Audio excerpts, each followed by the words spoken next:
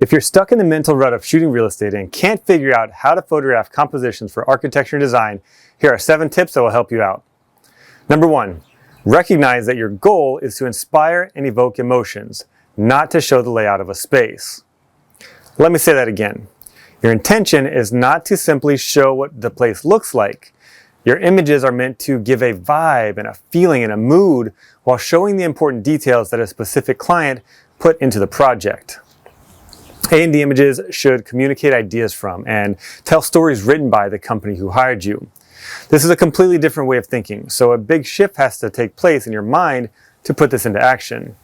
This mental shift is the biggest and most difficult change you need to make, but it's easily the most important if you're going to benefit from the rest of these tips.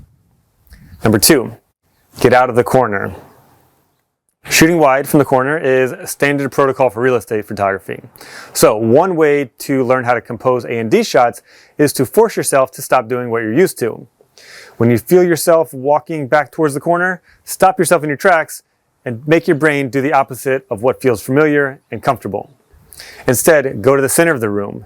As humans, we love symmetry. There's just something aesthetically pleasing about it. So start looking for how you can line up a shot from the center of a space. Number 3, put the camera at a height that allows us to view the room how we'd experience it if we were there. So if you're taking a picture of a kitchen, put the camera at a height that makes the picture feel like it's from the average person's eye level. This means we should see things like the top of the counter. And if you're making a photo of a living room, depending on how you compose the shot, you might lower the camera so we view the image from the perspective of someone sitting on the couch. If you're not working with a tilt-shift lens yet, this might be a challenge because you'll have to do a lot of fixing the convergence of vertical lines in Photoshop. But that's better than delivering a photo of a kitchen where it feels like we've just crawled into the room on our knees and now we're just staring at the lower cabinets. Number 4, back up, zoom in, and ditch the 16mm lens. I'm trying to find a nice way to say this and I just can't, so you gotta bear with me here while I give it to you straight.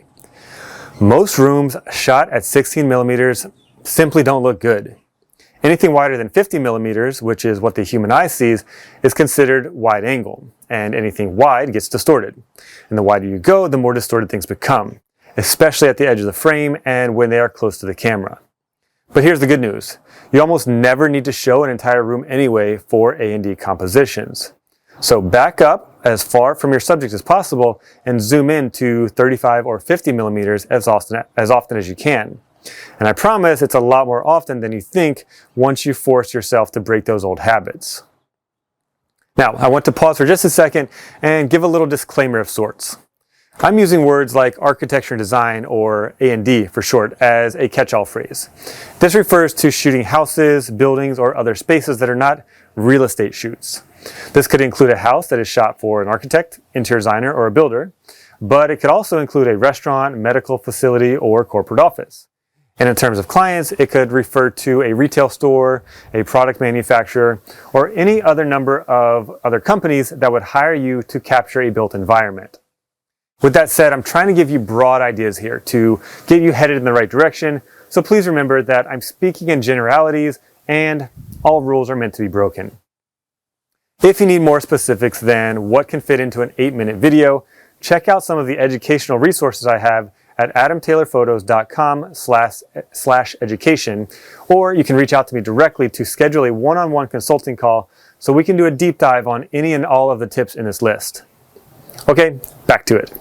Number 5, ask yourself, how many decisions can I fit into the tightest area possible? This kind of thing goes hand in hand with the idea of backing up, zooming in, and ditching the wide angle. But it's even more than that. Because you can back up, zoom in, and shoot at a longer focal length and still capture the same overall composition as that wide angle. And it still looks better just because it's less compressed and less distorted. So what I'm talking about here is seeing how much of the room or how many of the objects that you can crop out and still show the same information.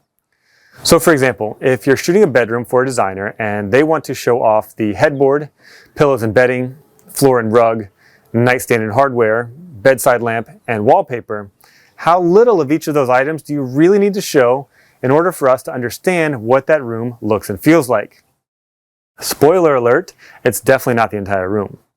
You can compose a beautiful image in a really tight vignette and include just tiny snippets of each of those design choices that will resonate with designers and viewers much more than showing the entire room with a 16mm shot from the corner. Number 6, edit yourself and the number of images you shoot so you don't keep showing the same information over and over again. Say you're shooting a kitchen for a builder and you decide that a horizontal single point showing the whole room from floor to ceiling is the hero shot. We'll call that a wide shot. And there's another horizontal shot from an angle that's a bit tighter, and it does a great job of showing off some of the finishing choices like the countertops and faucet. We'll say that's a medium shot. And then there's a vertical composition that highlights the backsplash and the cabinet hardware. Let's call that one a tight comp. So now you have 3 photos of the kitchen, one wide, one medium, and one tight. And 2 of them are single point and 1 of them is angled. And 2 of them are horizontal and 1 is vertical. At this point, you've covered the kitchen with a good amount of variety in 3 images. So if you find yourself itching to line up another shot of that kitchen, stop for a minute and ask yourself, will this next composition achieve any goal that isn't already met? Or will this composition show the viewer any information they don't already have? If the answer is no, it's time to move on to the next room. Remember that first thing we talked about in this video? Your goal is to inspire and evoke emotions. So I can assure you that you can almost always do that better with 3 really great photos than with 15 subpar photos. Which brings me to our next step. Slow down and pay attention to the details. A&D clients are visual people and artists. They spend months, if not years, putting their creative attention to detail into the space you're shooting.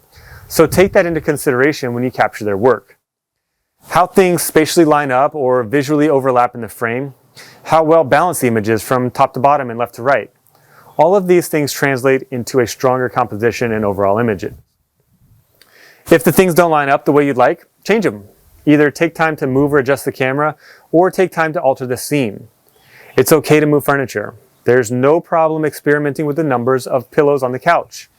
You're allowed to take 20 minutes to adjust tons of little things in a room just a few inches one way or another if it's going to make a better photo.